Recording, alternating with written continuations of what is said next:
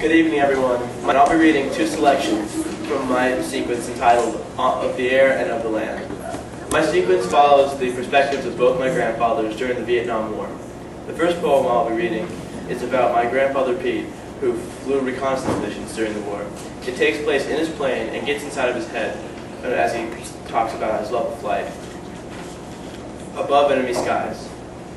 I can feel it. The rush, the thrill, the power. High above the jungles of Vietnam I soar. Adrenaline courses through my body, and euphoria sets in. I am not deadly, but I destroy. I have my weapon, but I am unarmed. When I pull my trigger, no one dies. They are captured, frozen in film forever. I fly recon missions. The pictures I take help determine who wins. And as I fly from place to place, I am at peace. All my worries leave me as I ascend. The sky is my office, and thrill is my secretary.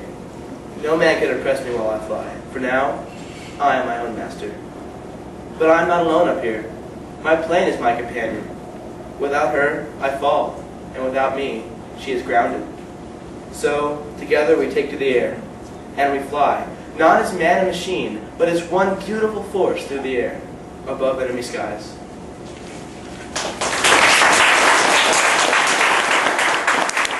The second poem follows my grandfather Pete on his night before he was supposedly, my grandfather Joe, on his night before he was supposed to be shipped out to go overseas.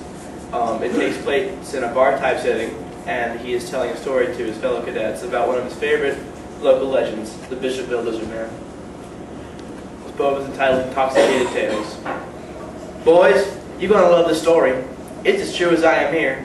It may get kind of gory, but none of you should fear.